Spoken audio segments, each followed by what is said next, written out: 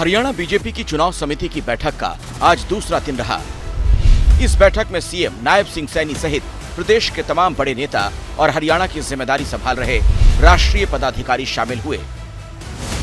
गुरुग्राम के बीजेपी दफ्तर में प्रदेश के नेताओं की बैठक हुई, जिसमें उम्मीदवारों के नाम पर चर्चा की गई। अब संभावित उम्मीदवारों के नाम का पैनल राष्ट्रीय नेतृत्व को भेजा जाएगा, जिसके बाद उम्मीदवारों के नाम का ऐलान किया जाएगा। हरियाणा में कुल 22 जिले हैं। इनमें से 5 जिलों के उम्मीदवारों पर मंथन गुरुवार की शाम को किया गया। सूत्रों की माने तो कल गुरुग्राम, फरीदाबाद, रेवाड़ी, मेवात और पलवल जिलों का पैनल तैयार कर लिया गया है। बाकी बचे 17 जिलों के संभावित उम्मीदवारों के नाम पर आज चर्चा की गई। कल जिन 5 जिलों की चर्चा हुई, उन 5 जिलों से ही करीब 500 दावेदारों ने टिकट के लिए आवेदन दिया था। सूत्रों की माने तो बीजेपी कोई जल्दबाजी के मूड में नहीं और हर सीट पर ठोक बजाकर जिताऊ कैंडिडेट को उतारने की तैयारी कर रही है। प्रदेश के सीएम नायब सिंह सैनी दावा कर रहे हैं कि तीसरी बार बीजेपी सरकार बनाएगी। आज मैं देख रहा हूँ कहीं पर भी आज वातावरण में कोई कमी नहीं है। हरियाणा प्रदेश के लोग आदरणीय नरेंद्र मोदी जी के साथ चलना चाहते हैं। तीसरी बार हरियाणा में बड़े मैंडेट के साथ सरकार। टिकट बंटवारे को लेकर बीजेपी के सामने सबसे बड़ी चुनौती परिवारवाद को साधना और मजबूत उम्मीदवार को तलाशना है। लोकसभा चुनाव नतीजों में जिस तरह से बीजेपी को इस बार नुकसान उठाना पड़ा है, इसकी वजह से पार्टी फूंक फूंक कर कदम रखना चाहती है। 2019 के चुनाव में जिन सीटों पर पार्टी जीती थी, वहां के लिए अलग, और जिन सीटों पर हारी थी, वहां के लिए अलग रणनीति बनाकर मैदान में उतरने की तैयारी है।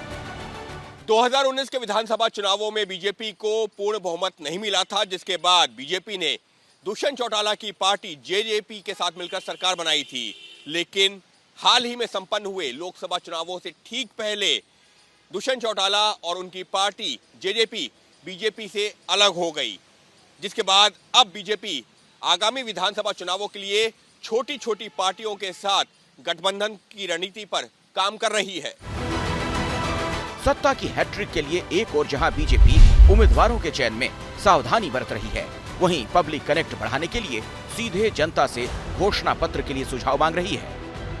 2 दिन पहले की ये तस्वीर है, जिसमें सीएम नायब सिंह सैनी ने घोषणा पत्र के सुझाव के लिए मैनिफेस्टो वैन को रवाना किया। मैनिफेस्टो कमेटी हर जिले से लोगों से सुझाव लेने का काम करेगी और 28 अगस्त तक ये सिलसिला चलेगा। ये बीजेपी की तैयारी है तो कांग्रेस भी सत्ता में वापसी के लिए पूरा जोर लगाए हुए है। पार्टी के नेता अलग अलग अभियान चला रहे हैं। राज्यसभा सांसद और पार्टी के महासचिव रणदीप सुरजेवाला ने ऐलान किया कि सरकार बनी तो किसान आंदोलन में जिनकी मौत हुई है, उनके परिवार को सरकारी नौकरी देंगे।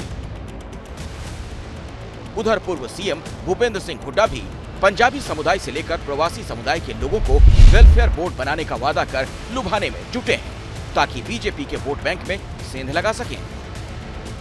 कांग्रेस की रणनीति की बात करें तो 26 अगस्त से पार्टी की स्क्रीनिंग कमेटी की बैठक शुरू होगी। अगले 4 दिनों तक उम्मीदवारों के नामों पर गहन मंथन होगा और इसके बाद केंद्रीय चुनाव समिति की मुहर के बाद कांग्रेस की पहली लिस्ट सितंबर के पहले हफ्ते में जारी हो सकती है। बताया जा रहा है कि कांग्रेस की पहली सूची में करीब 45 उम्मीदवारों के नाम हो सकते हैं। हरियाणा में 1 अक्टूबर को वोटिंग होनी है।